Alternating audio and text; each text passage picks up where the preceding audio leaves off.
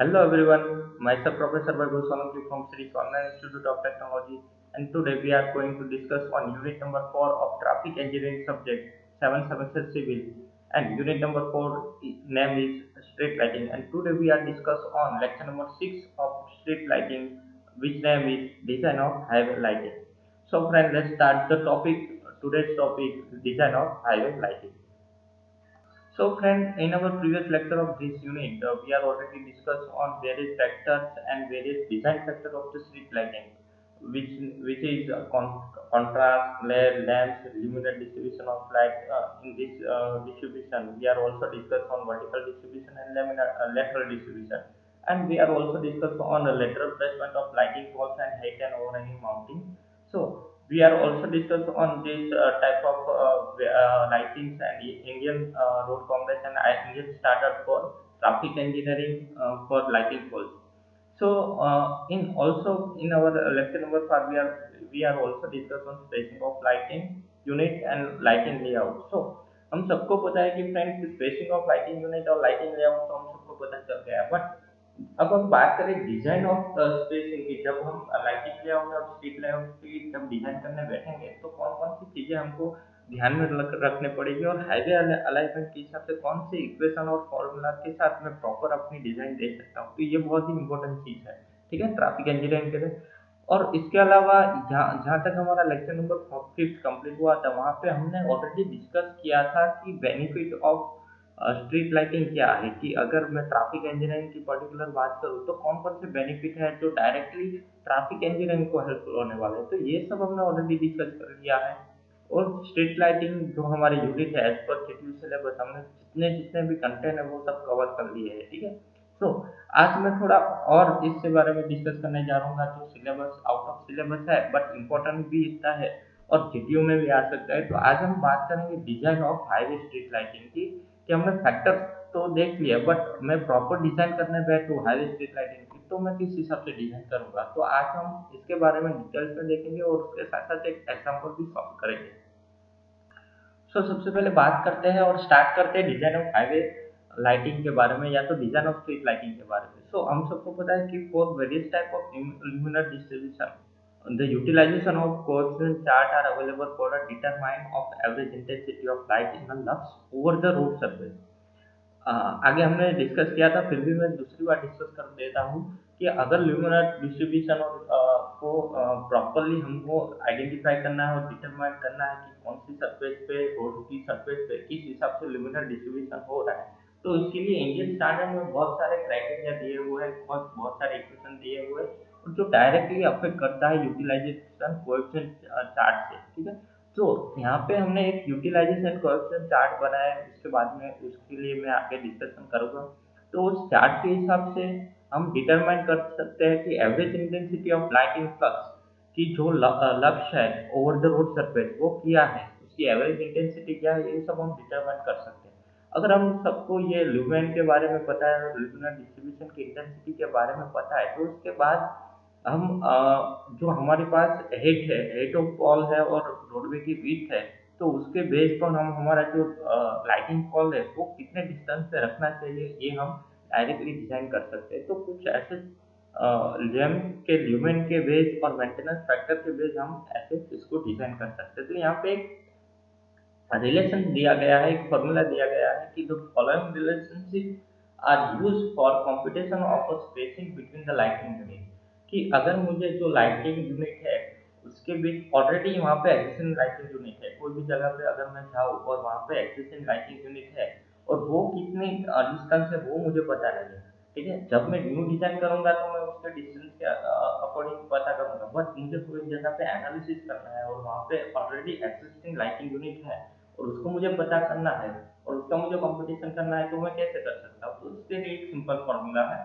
ठीक है। तो स्पेसिंग इज इक्वल टू, वो फॉर्मूला इस हिसाब से स्पेसिंग का, स्पेसिंग इज इक्वल टू, पहले दोस्तों समझ लीजिए स्पेसिंग किसके बारे में है, कि हम जो हमने अपने लास्ट लेक्चर में लाइटिंग लेआउट देखे थे, तो उसमें क्या था कि अलग अलग पॉइंट के हमने डिस्टेंस पे अलग अलग टाइप के लेआउट बनाए थे, जिसमें जिगजैग लेयर था, ऑपोजिट लेयर था, ठीक है, और बोथ साइड लेआउट था, लाइटिंग लेआउट था। तो इस हिसाब से अलग अलग पैटर्न है, वो पैटर्न के बीच में जो लाइटिंग फॉल है उसके बीच में कितना डिस्टेंस होना चाहिए वो वहाँ पे हमने दिखाया था, ठीक है। तो उसके हिसाब से हम न्यू डिजाइन कर सकते हैं, बट कई जगह पे हमको इतना पता है कि जो लाइटिंग फॉल है उसकी लेंथ कितनी है और माउंटेन है वो यहाँ पे है और ल्यूमिनस फ्लक्स है वो यहाँ पे और इसका मेंटेनेंस फैक्टर इतना है। तो मुझे यहाँ पे इसकी विड्थ पता नहीं है लाइटिंग फॉल के बीच में, ठीक है। तो मुझे मेजर नहीं करना है, बट मुझे एग्जैक्ट पैटर्न से डायरेक्टली एक कैलकुलेशन के साथ मुझे वो उसका अंदाजा लगाना है, तो मैं किस हिसाब से करूँगा। तो उसके लिए एक सिंपल फॉर्मूला है, spacing is equal to lamp lumen into coefficient of the utilization into maintenance factor upon average lux into width of the road. तो यहाँ पे 2 या 3 चीजें हैं जो हमको ऑलरेडी पता है। विड्थ ऑफ द रोड हमको ऑलरेडी मिल जाएगा। कोएफिशिएंट ऑफ यूटिलाइजेशन फाइंड करने के लिए मैं आपको एक चार्ट समझाता हूँ। लैम्प ल्यूमेन कहीं कहीं ना कहीं दिया हुआ होगा। मेंटेनेंस फैक्टर जो हम फिक्स लेते हैं वो भी मैं इसके बारे में भी डिस्कस कर लेता हूँ, ठीक है। तो यहाँ पे 3-4 चीजें हैं वो जो ऑलरेडी हमको एग्जिस्ट हो गई, तो उसके हिसाब से मैं यहाँ पे स्पेसिंग फाइंड करूँगा। सो हाईवे लाइटिंग समझने के लिए पहले हम चार्ट समझ लेते हैं कि the coefficient of utilization chart क्या है। So the coefficient of utilization is obtained from the appropriate chart. एक एप्रोप्रिएट चार्ट थ्रू हम उसको अप्लाई कर सकते हैं। यहाँ पे फिगर नंबर 5.45 में हमने दिखाया है। The maintenance factor take into account the decrease in efficiency of lamp with the age, कि जैसे जैसे एज बढ़ती जाती है कि जो हमारा फॉल है उसका जहाँ से हम वहाँ पे अप्लाई करते हैं उसके साथ साथ जितना जितना टाइम निकलता जाता है उसके हिसाब से जो लैंड की एफिशिएंसी है वो कम होती जाती है, हम सबको पता है। उसके हिसाब से अगर मेंटेनेंस फैक्टर फाइंड करूँ तो उसकी एवरेज वैल्यू मैं कितनी रख सकूंगा। तो उसकी एवरेज वैल्यू हम रखेंगे 80%, ठीक है। तो यहाँ पे मैं अगर 80% को एज्यूम करूंगा और उसके हिसाब से मैं यहाँ पे चार्ट बना रहा हूँ, ठीक है। तो यहाँ पे दो चार्ट में आपको एक्स एक्सिस और वाई एक्सिस पे कुछ चीजें दिखेंगी। तो वाई एक्सिस में मैं कुछ वैल्यू लूंगा 0.1, 0.2, 0.3 और 0.4 और 0.5, जो होगी coefficient of the utilization. Utilization का कोएफिशिएंट जो मैं फाइंड करूंगा वो यहाँ पे मुझे मिलेगा। दूसरी चीज है एक्स एक्सिस पे। तो एक्स एक्सिस में मैं रहूंगा रेशियो जो विड्थ ऑफ एरिया और माउंटेन हाइट है। हम सबको पता है कि कैरेज की विड्थ फॉर एग्जांपल 10 मीटर है, 15 मीटर है, 17 मीटर, और माउंटेन की हाइट है तो 10 मीटर है, 6 मीटर है, 7 मीटर है, 7.5 मीटर है। तो उन दोनों का जो रेशियो है मैं यहाँ पे लूंगा, ठीक है। फॉर एग्जांपल वो रेशियो मुझे मिला 2 मीटर कि विड्थ ऑफ एरिया 15 मीटर है और माउंटेन है 10 मीटर है, उसको मैंने डिवाइड कर दिया तो वो रेशियो मुझे 2 मिला। तो 2 के हिसाब से मैं स्ट्रीट साइड लाइटिंग मुझे लेनी है। तो ये जो कर्व है वो दोनों एक हाउस साइड का कर्व है और एक स्ट्रीट साइड का कर्व है। अगर आपकी वैल्यू 1.5 से कम आती है तो वो हाउस साइड में आएगी, ठीक है। तो और ज्यादा आती है तो वो स्ट्रीट साइड के लिए होगा। तो अगर मेरी वैल्यू 1.5 से ज्यादा है, अगर मैं यहाँ पे मुझे वैल्यू 2 मिली तो यहाँ पे मैं एक चार्ट बनाऊंगा। तो यहाँ पे अगर मैं इसको लाइन यहाँ पे ड्रॉ करूंगा तो यहाँ पे जो मुझे टेंजेंट मिलेगा तो यहाँ पे मुझे वैल्यू मिलेगी 0.35 के आसपास या 0.36 के आसपास। तो यहाँ पे मैं ये वैल्यू 0.35 दे सकता हूँ, ठीक है। तो इस हिसाब से मैं हम वैल्यू फाइंड कर सकते हैं। कौन कौन कौन सी वैल्यू के हिसाब से, विड्थ ऑफ एरिया और माउंटिंग ऑफ हाइट अगर हमको पता है तो यहाँ से चार्ट से हम वैल्यू ले सकते हैं। सो दोस्तों एक एग्जांपल ले लेते हैं और एग्जांपल को कैलकुलेट करके हमको सब समझ में आ जाएगा कि कैसे डिजाइन करेंगे हम स्पेसिंग का और अलग अलग स्टेशन कहाँ पे लाइटिंग फॉल रखेंगे उसके हिसाब से हम डिजाइन कर सकते हैं, ठीक है। तो यहाँ पे मैं एग्जांपल स्टार्ट करता हूँ। एग्जांपल की जो दिया हुआ है वो ये है कि a street light system is to be designed for a following condition। First है स्ट्रीट लाइट जिसकी वैल्यू स्ट्रीट विड्थ है, जो रोडवे है हाईवे का उसकी वैल्यू है 15 मीटर, या तो स्ट्रीट है उसकी वैल्यू है 15 मीटर का हमारा एरिस पे है। माउंटिंग हाइट है 7.5 मीटर की, हमारा जो वॉल है वो अ, अपनी जो रोड है कैरिज पे है वहां से लेके उसकी हाइट है 7.5 मीटर। उसमें जो लैंप लगा है उसकी जो साइज है, जो फ्लक्स है, उसकी इंटेंसिटी है लाइट देने की वो है 6000 ल्यूमेन। ल्यूमेन हमने ऑलरेडी डेफिनेशन में डिस्कस कर लिया था, ठीक है। तो और जो ल्यूमिनेट है, ल्यूमिनेट सेकंड टाइप का है। सेकंड टाइप मतलब लेटरल डिस्ट्रीब्यूशन के हिसाब से हो रहा है, ठीक है। तो यहाँ पे मैं बात करूँ तो यहाँ पे क्या फाइंड करना है कि क्या कैलकुलेट करना है कि calculate the spacing between lighting unit to provide a average lighting intensity of 6 lux. कि अगर मेरे पास 6 लक्स की वैल्यू है, ठीक है, तो उसके हिसाब से मुझे इंटेंसिटी फाइंड करनी है using the given coefficient of utilization chart. कि यूटिलाइजेशन जो चार्ट है जो हमने आगे डिस्कस किया उसका यूज करके, ठीक है। तो यहाँ पे हम थोड़ा सॉल्यूशन पे डिस्कस करेंगे कि सॉल्यूशन लेते हैं कि कौन कौन सी पहले तो गिवन वैल्यू यहाँ पे दी गई है। तो गिवन वैल्यू में एक तो स्ट्रीट विड्थ है जिसकी वैल्यू 15 मीटर है, माउंटिंग हाइट है जिसकी वैल्यू 7.5 मीटर है, और लैम्प साइज है जिसकी वैल्यू 6000 ल्यूमेन है। तो यहाँ पे तीन वैल्यू ऑलरेडी यहाँ पे दी गई है, ठीक है। तो ये हमारी जो एक्सिस्टिंग वैल्यू है, गिवन वैल्यू है, उसको लेके हम आगे कैलकुलेशन स्टार्ट करेंगे। तो दोस्तों हमको फाइंड क्या करना है कि calculate the spacing between falls, ठीक है, वो स्पेसिंग फाइंड करना है। तो हमने जैसे ही हमने जो चार्ट में यूटिलाइजेशन चार्ट में बताया था कि हमको एक कोएफिशिएंट ऑफ यूटिलाइजेशन चाहिए, ठीक है। तो उसकी वैल्यू कैसे मिलेगी? तो जो एक्स एक्सिस पे वैल्यू थे उसकी वो है रेशियो। रेशियो किसके बीच में था कि पेमेंट विथ के बीच में था और उसके अपॉन माउंटेन हाइट के बीच में था। तो यहाँ पे पेमेंट विथ 15 है और माउंटेन की हाइट 7.5 है। तो उसको हम डिवाइड करेंगे तो वैल्यू मिलेगी 2। 2 को हम अगर जैसे मैंने आगे चार्ट में डिस्कस किया उस हिसाब से यहाँ पे मैं चार्ट के बारे में डिस्कस करें तो जैसे कि ये चार्ट में दिया है कि विड्थ ऑफ एरिया हमारा 15 है, माउंटिंग हाइट 7.5 है, दोनों को डिवाइड करें तो वैल्यू मिलेगी 2। और 2 के हिसाब से यहाँ पे जो वैल्यू मिलेगी वो 0.36 अप्रोक्स मिलेगी, ठीक है। तो कोएफिशिएंट ऑफ यूटिलाइजेशन हमारा क्या हुआ 0.36। अगर मैं यहाँ पे 0.36 को कंसिडर करूंगा तो यहाँ पे पहले तो जो वैल्यू मिलेगी वो है 2, ठीक है। और coefficient of utilization for the ratio of the road width to height is 0.36, ठीक है। अप्रोक्सीमेटली 0.3536 मिल रहा है। एज्यूम द मेंटेनेंस फैक्टर 0.8, जैसे कि हमने आगे डिस्कस किया था कि जो चार्ट है वो मेंटेनेंस फैक्टर 80% के हिसाब से दिया गया है कि हम सबको पता है कि जैसे जैसे फॉल की एज बढ़ती है, लेंथ की एज बढ़ती है, उसके हिसाब से उसकी इंटेंसिटी कम हो रही है, डिक्रीज हो रही है उसके हिसाब से, ठीक है। तो यहाँ पे मेंटेनेंस फैक्टर है 0.8।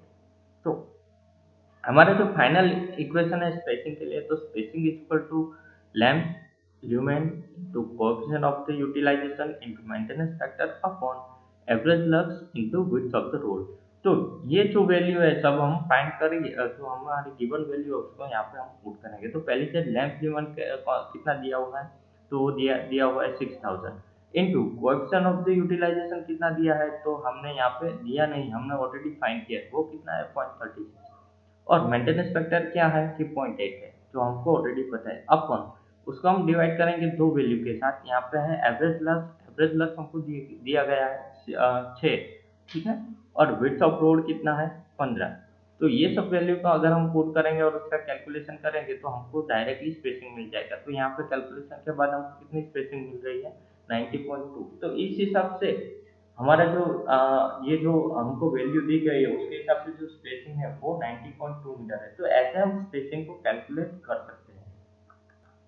सो फ्रेंड्स, स्पेसिंग के हिसाब से यहाँ पे हमने जैसे ये एग्जांपल कैलकुलेट किया उसके लिए हम यहाँ पे ऐसे स्पेसिंग को फाइंड कर सकते हैं। तो एग्जाम में अगर ऐसा कोई एग्जांपल है तो आप डायरेक्टली अपना जो चार्ट है उसको याद रख सकते हो, या तो एग्जाम में चार्ट दिया होगा और चार्ट को लेके वैल्यू फाइंड करके ये वैल्यू आपको याद रखनी है, ये वैल्यू याद रखनी है, वहाँ पे ऑलरेडी दिया हुआ है, ठीक है। और उसकी वैल्यू सिंपल इक्वेशन जो है वो याद रखना है, उसमें पुट करके डायरेक्टली वैल्यू हमको मिल सकती है। तो ऐसे हम हाईवे लाइटिंग का डिजाइन कर सकते हैं या तो स्ट्रीट लाइटिंग का डिजाइन कर सकते हैं, जो बहुत ही इंपॉर्टेंट है traffic engineering street light. So friend, ऐसे ही एग्जांपल आप हमारी जो बुक है ट्रैफिक इंजीनियरिंग और हाईवे इंजीनियरिंग की बुक है जो जिसका नाम है एस के खन्ना एंड जस्टो करके एक रेफरेंस बुक है, ठीक है।